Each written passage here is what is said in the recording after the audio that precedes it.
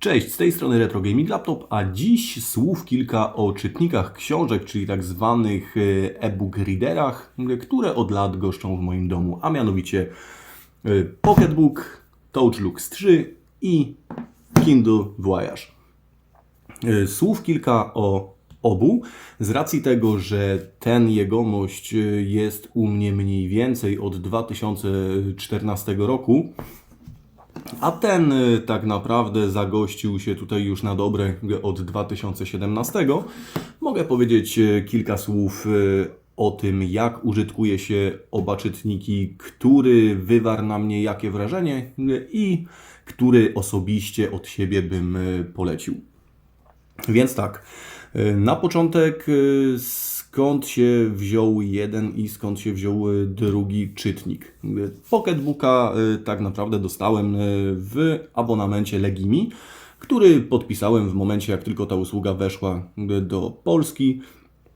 W tej chwili już Legimi jako tako nie subskrybuję, natomiast Pocketbook został i był to mój przez lata ulubiony czytnik książek. Jak widać, jego opakowanie, czyli ten case, jest już dość mocno zciorany. Niemniej jednak mnie to nie przeszkadza i też na ten moment nie jest to już mój czytnik. Ten czytnik po latach wzięła i zaadoptowała sobie moja żona i używa go jako swojego głównego i jedynego czytnika. Ma tutaj swoją kolekcję zakupionych książek i jest z niego bardzo zadowolona. Generalnie sam czytnik nie jest jakoś super szybki, nie bryluje też wspaniałą rozdzielczością, ale ma podświetlenie i fizyczne przyciski na dole tego czytnika, co jest naprawdę bardzo, bardzo wygodne i co tak naprawdę mną kierowało przy wyborze drugiego czytnika, którym jest Kindle Voyage. Jeżeli chodzi o Pocketbooka, to tak jak mówię, mam go gdzieś mniej więcej od 2014 roku. Od tego czasu jest cały czas eksploatowany w mojej rodzinie. I jak widać, bateria w nim ciągle działa. Wszystko jest jak najbardziej ok. I tutaj wszystkie podstawowe tematy działają. Nie ma żadnego problemu z rozładowywaniem czy doładowywaniem tej baterii, która po tylu latach ciągle trzyma fenomenalnie. Ten czytnik naprawdę trzyma świetnie, czego nie mogę powiedzieć o jego młodszym bracie, w którym bateria dość szybko się niestety zdegradowała. Jeżeli chodzi o obsługę formatów w tym czytniku, to wszystkie podstawowe formaty możemy sobie tutaj bez problemu odtwarzać. Niemniej jednak PDF-y nie są tutaj jakoś super mocno wspierane i skalowanie tych PDF-ów też pozostawia wiele do życzenia. Co do reszty, wszystko tutaj jak najbardziej śmiga. Ma możliwość rozbudowania pamięci o dodatkową kartę microSD, czego nie możemy powiedzieć o tym koledze, ale wydaje mi się, że w przypadku e-book readerów nie ma to najmniejszego sensu i z reguły pamięć wbudowana w tych czytnikach w zupełności nam tutaj wystarcza. Więc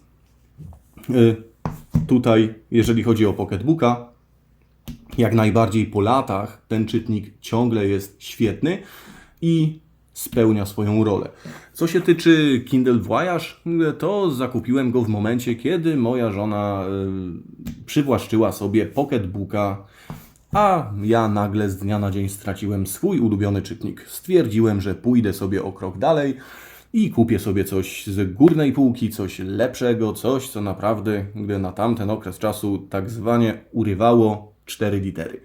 No i tak, kupiłem sobie Kindle Voyage, który teoretycznie ma fizyczne przyciski z boku, który już ma dużo wyższą rozdzielczość, który tak naprawdę ma dużo szybszy procesor, dużo szybsze odświeżanie.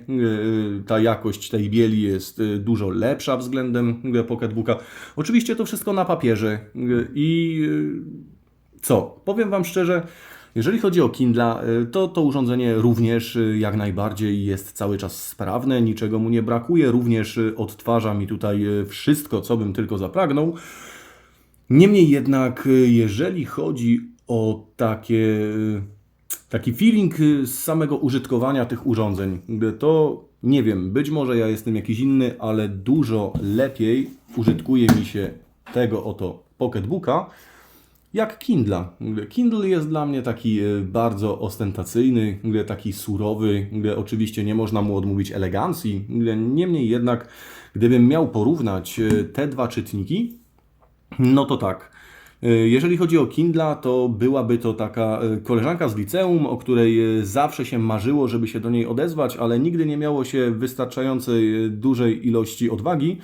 Natomiast Pocketbook to jest ta ziomuwa, z którą wybierasz się na piwo, z którą ogrywasz gierki i generalnie może i nie wygląda jak $1 000 000, ale wspaniale spędzasz z nią czas.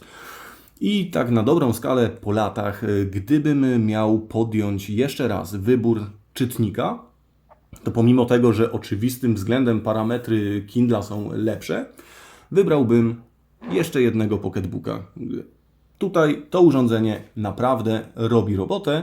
Jest bardzo wygodne, jest bardzo intuicyjne i jakoś tak bardziej leży mi na sercu. Choć, tak jak mówię, jeżeli chodzi o jakość wykonania, jeżeli chodzi o jakość wyświetlanych treści na ekranie, jest lepiej na Kindlu. Niemniej jednak nie są to aż takie różnice, które by tutaj decydowały o tym, że ten czytnik jest bardzo gorszy od tego czytnika. Co za tym idzie, tak jak mówię, dla mnie Pocketbook jest mimo wszystko bardziej wygodny, bardziej intuicyjny, bardziej taki user-friendly. Co się tyczy jeszcze baterii w Kindlu, ona się tutaj dość szybko zdegradowała niestety. I tak, no dostępność baterii do Pocketbooka, nawet gdyby się coś z nią stało, no na AliExpressie jest na pęczki. To jest tak naprawdę zwykła chińska bateria, którą tutaj możemy sobie podłączyć, wrzucić, działa, jest fajnie. Natomiast co się tyczy baterii w Kindle Voyage, ja osobiście jakiś czas szukałem, nie wiem jak teraz, bo dawno nie patrzyłem, ale nie mogłem znaleźć. I generalnie odtwarzanie samych treści na ekranie na Kindlu przy podświetleniu mniej więcej wystarcza mi na około 12 godzin. Natomiast w przypadku Pocketbooka spokojnie mogę tych godzin nabić jakieś 40-50, pomimo tego, że to urządzenie ma już prawie 9 lat. Więc no, postarzały się oba. Niemniej wydaje mi się, że mimo wszystko Pocketbook lepiej się postarzał. Oczywiście mamy tutaj mniejszą rozdzielczość, wolniejszy procesor i ogólnie wszystkiego mniej, co też nie jest bez wpływu na tęże baterię. Ale nie czarujmy się, tak na dobrą skalę po latach na takie rzeczy jakoś specjalnie nie zwraca się uwagi i bierze się to, co jest. Generalnie, tak jak mówię, oba czytniki są jak najbardziej ok, oba czytniki są godne polecenia, przy czym Pocketbook mnie osobiście przypadł do gustu mocniej. I gdyby nie fakt, że koleżanka małżonka wzięła sobie do serca fakt, że powiedziałem jej, że kupuję sobie nowy czytnik, a ona sobie może używać tego Pocketbooka jak własny i od lat tak też właśnie się dzieje, to chyba, szczerze powiedziawszy, wolałbym używać tego malucha. Jeżeli chcecie czegokolwiek dowiedzieć się jeszcze dodatkowo o tych dwóch czytnikach, piszcie śmiało w komentarzach, na wszystkie jak zawsze odpowiem. Natomiast jeżeli filmik się podobał, wrzućcie łapkę w górę, jeżeli filmik się nie podobał, wrzućcie łapę w dół. Jeżeli też uważacie, że content tego kanału do Was trafia, przy czym miejcie na uwadze, że jest to kanał retro i większość filmów jednak będzie poświęcona sprzętom retro, to śmiało możecie rozważyć subskrypcję.